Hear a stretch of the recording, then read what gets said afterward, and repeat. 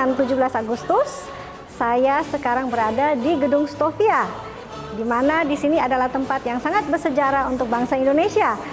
Dan hari ini saya akan bertemu dengan seorang kurator yang namanya Ibu Citra. Yuk kita ikut selanjutnya. Baik teman-teman, hari ini saya bersama tamu saya ini adalah seorang curator. Dan penasaran kan, pengen tahu apa ya seorang curator itu dan tugasnya apa-apa aja. Nah sekarang I want to introduce Mbak Citra. Please terangkan ke kita ini tugas Mbak Citra itu sebagai curator apa aja. Oke. Sebelumnya makasih banyak ya. Selamat pagi semua teman-teman. Ya, kalau kita bicara tentang kurator, khususnya dalam hal ini kurator seni rupa ya, memang sejarahnya cukup panjang ya kalau kita bicara tentang profesi kurator ini, karena awalnya dulu profesi kurator itu melekat dengan pekerjaan di museum. Kemudian sejalan dengan berkembangnya dinamika sosial masyarakat dan juga kebutuhan dunia seni di masyarakat, sekarang profesi kurator itu juga bermacam-macam. Nah, salah satunya yang sekarang menjadi profesi saya adalah kurator seni rupa. Kurator seni rupa. Yes. Nah, kurator seni rupa itu sebenarnya lingkup pekerjaannya itu adalah menangani maupun merancang sebuah konsep maupun gagasan pameran dari seorang seniman maupun kelompok individu. Entah itu adalah pemilihan tema, kemudian penyeleksi karya, kemudian bagaimana pesan-pesan yang ingin disampaikan oleh seniman itu sampai kepada masyarakat. Di situ juga sebenarnya peran seorang kurator bisa menyampaikan melalui tulisan kuratorial. Jangan salah, kurator juga selain merancang gagasan konsep pameran, menyeleksi karya, menyeleksi seniman, kemudian membuat naskah kuratorial, dia juga harus terjun langsung dalam konteks adalah display pameran. Yes. Apa yang membuat Bu Citra itu masuk ke bidang ini? Tadi pertanyaannya kenapa saya tertarik ya? Satu, saya punya ketertarikan dalam bidang tulis menulis ya, karena memang salah satu hal penting bagi seorang kurator, dia senjatanya adalah menulis. Yes. Jadi melalui tulisan itu yang saya sampaikan tadi, nilai-nilai yang disampaikan kepada publik itu bisa sampai. Dan kedua, memang saya memang kebetulan saya mengajar di bidang seni rupa. Lingkungan saya juga setiap hari berhadapan dengan visual art, lingkungan pergaulan saya juga dalam bidang seni rupa ya. Semua itu saling kait-mengkait, dan kemudian suatu ketika saya ditawarkan menjadi tim curator di National Gallery Indonesia, dan saya pikir itulah kesempatan yang baik menurut saya, dan sejak itu saya lebih intens lagi menggeluti profesi dalam bidang kurator seni rupa. Disiplin ilmu apa yang perlu dipelajari? Kalau pendidikan kurator itu sebenarnya memang ada namanya kurikulum yang khusus ya. Di beberapa negara itu sudah dibuat, di kita juga sudah mulai. Nah, secara prinsip memang ada beberapa kompetensi dasar yang harus dimiliki oleh kurator. Yang jelas adalah dia bicara tentang kurikulum tentang bidang kuratorial, art history tentu ya, karena bicara tentang sejarah seni rupa, kemudian juga tentang kajian estetika itu juga penting. Ya, secara prinsip sebenarnya pendidikan kurator itu tentu karena ini terkait dengan bidang seni, kita mengenal ada disiplin ilmu kan, itu ada eksak dan non eksak ya. Nah, seni rupa ini sejauh ini kita yakini sebagai ilmu-ilmu yang berbasis non eksak ya, sehingga disiplin ilmu yang berbasis humaniora, sosiologi itu juga sejarah seni, filosofi itu bagian dari konsep kurikulum maupun pendidikan yang dibutuhkan bagi seorang kurator. Mbak, bagaimana itu kita itu perannya seni dalam menunjukkan kemanusiaan? Itu biasanya bagaimana seniman punya empati, kepedulian terhadap masalah sosial, lingkungan sosial. Salah satunya yang bisa kita cermati adalah bagaimana dia mengkritisi masalah-masalah kemanusiaan. Ya. Nah, pada pameran ini kebetulan ada beberapa karya yang mengangkat isu-isu kemanusiaan dan isu-isu sangat menarik. Nanti kita lihat karyanya di ruang sebelah. Oke, yuk.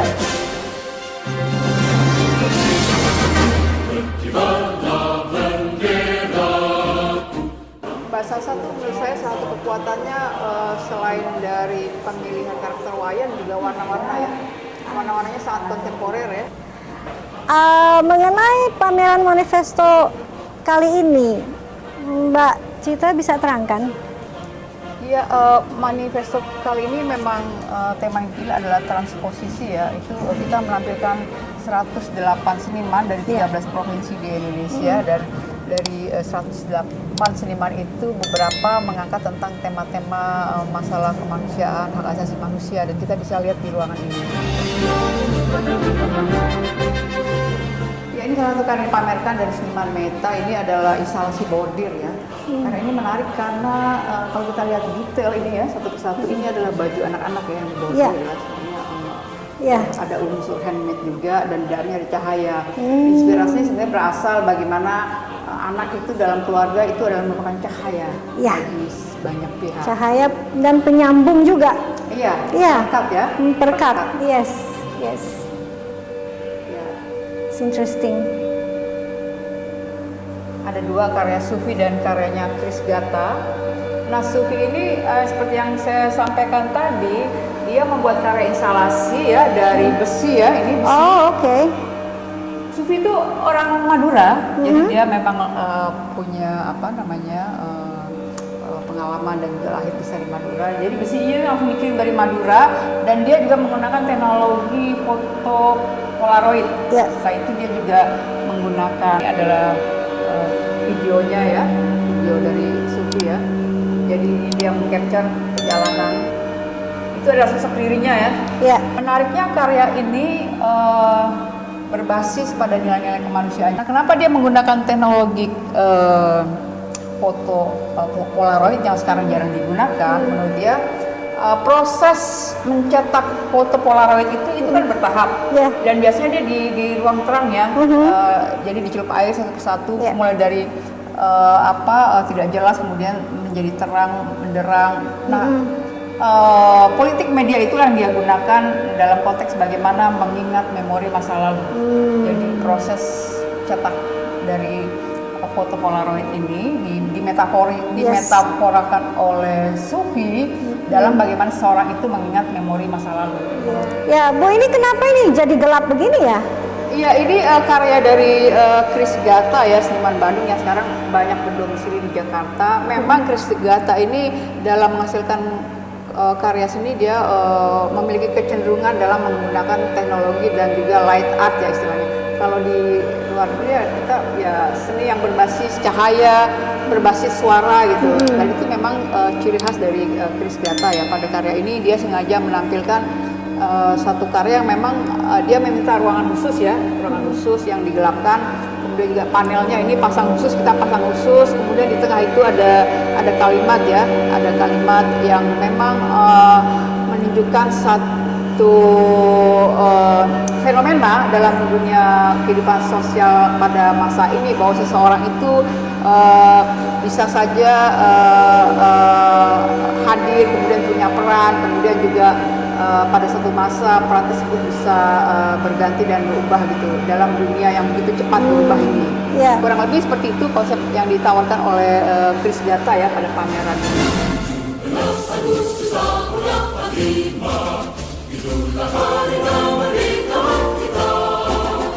Ya, dalam rangka ulang tahun ke-77 ya Republik Indonesia, Mbak, itu kalau peran seni dan kebudayaan lembaga-lembaga ini apa ya untuk negara kita? Iya, kalau menurut saya sebenarnya perannya sangat signifikan dan sangat strategis ya. Karena contohnya seperti ini ya, Galeri Nasional Indonesia itu kan sebagai lembaga kebudayaan negara ya, yang dibentuk atau dibangun bagi sebuah bangsa yang sudah merdeka ya, khususnya bangsa-bangsa yang dikatakan sebagai bangsa berbasis bangsa modern gitu. Nah, kenapa? Karena Galeri Nasional Indonesia ini selain dia menyimpan koleksi seni rupa modern dan kontemporer, dia juga memiliki beberapa program-program seperti program edukasi publik, program pameran, juga program lain ya, terkait dengan bagaimana upaya melakukan ketahanan budaya melalui peran lembaga kebudayaan. Nah, salah satu program yang menarik yang digagas oleh Galeri Nasional Indonesia antara lain adalah selain pameran manifesto adalah pameran seni rupa Nusantara. Nah, melalui pameran seni rupa Nusantara kita bisa melihat bagaimana peran Galeri Nasional ini dalam meminimalkan kesenjangan seni rupa yang terjadi di luar Jawa dan Bali. Jadi Garnas punya kebijakan untuk memberi ruang apresiasi kepada karya-karya seni yang selama ini dianggap sebagai pusat perkembangan seni rupa modern kontemporer, yaitu Jawa dan Bali tentunya. Disitulah peran Garnas menjadi penting dalam konteks membangun maupun menjaga spirit multikulturalisme pada bangsa ini. Ini pameran kali ini judulnya transposisi. Ada arti tertentu nggak? Ya, transposisi ini sebenarnya adalah kesepakatan dari kami ya, 4 kurator pada pameran ini, yaitu Mas Warno, kemudian Mas Rizky Zelani dan Mas Teguh dan saya sendiri, dalam konteks bagaimana merespon berbagai pandangan calon peserta pameran manifesto pada waktu itu. Karena kan pameran ini kan bersifat open call ya. Kita menerima hampir 600 lebih proposal dan kemudian kita melakukan seleksi. Dari seleksi tersebut terpilih 108 seniman. Transposisi ini adalah berdasarkan identifikasi pernyataan-pernyataan maupun statement seniman yang kami terima dalam konteks bagaimana kerja kreatif itu sebenarnya tidak pernah berhenti dari satu titik ke titik yang lain dan kemudian menuju satu bentuk karya yang akan datang. Disitulah sebenarnya pemaknaan transposisi itu menjadi spirit dari pameran ini.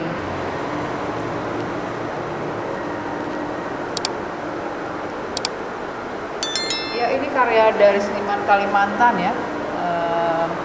Menggunakan material karet pada kain. Jadi dia melakukan eksperimen material ya. Memang bentuknya menjadi abstrak karena memang yang dikedepankan adalah masalah komposisi, dinamika dan juga ruang gerak dari sebuah karya abstrak ya. Jadi medianya karet dan kain. Pada kain ya.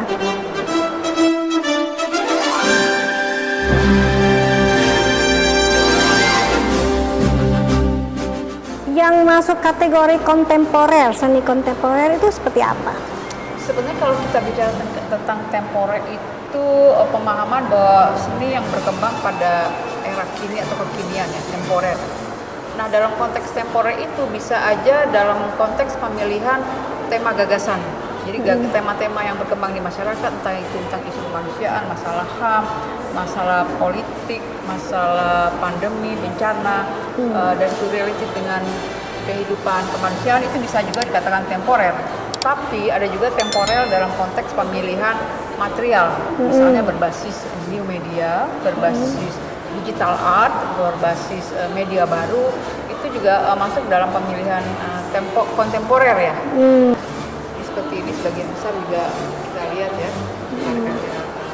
bisnis fotografi ya. Ini menarik karena ini digagas oleh kelompok tani di Kulon Progo ya.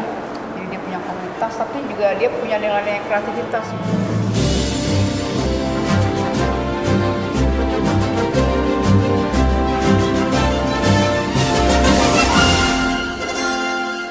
Salah satu kekuatan pameran Manifesto 98 ini adalah kehadiran karya-karya abstrak ya.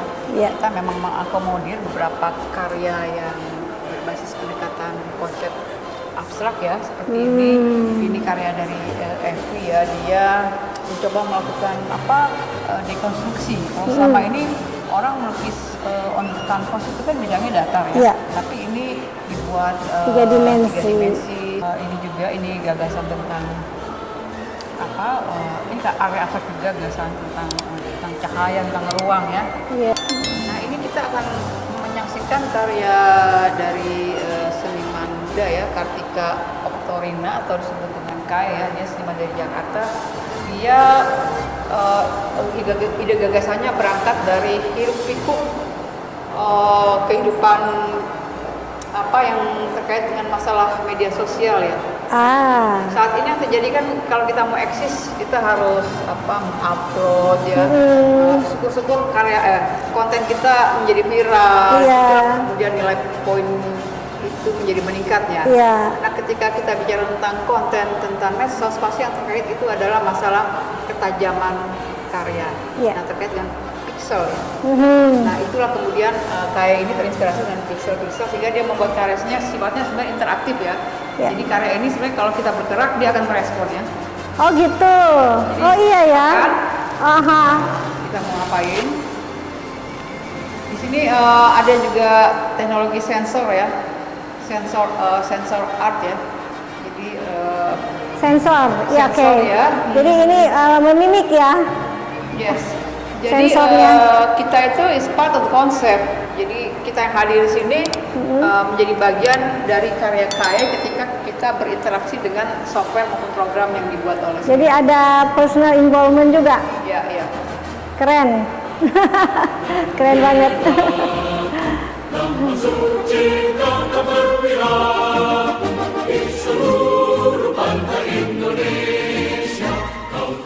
Dari era new media sekarang, perkembangan apa yang bisa dilihat sejak dahulu sampai sekarang?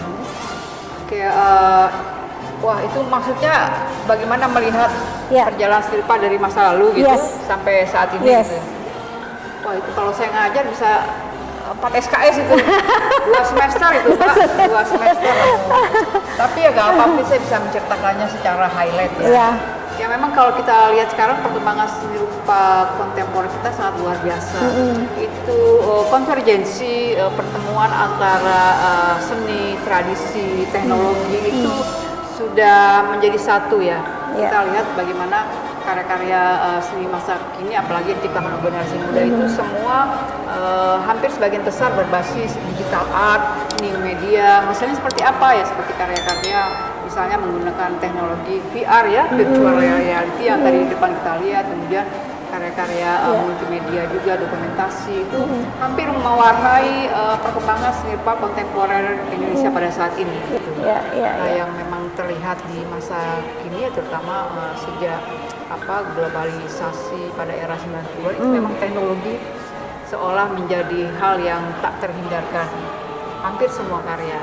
Nah sekarang kita melihat satu fenomena menarik di mana seniman kalau berkarya pasti dia menggandeng seorang mahasiswa ataupun yang kompeten di bidang IT untuk konsultasi masalah software, masalah teknologi. Dia mengundang seorang sound designer, desainer suara. Dia mengundang seorang pemusik. Nah, tapi dia adalah aktornya. Dia seorang senimannya. Dia mastermind-nya, discuss gitu dengan beberapa orang. Jadilah karya-karya multimedia, video mapping contohnya, karya-karya lain. Jadi memang itulah yang terjadi bukan hanya di bangsa kita tapi di beberapa negara lain, juga termasuk di wilayah Asia Tenggara pada saat ini.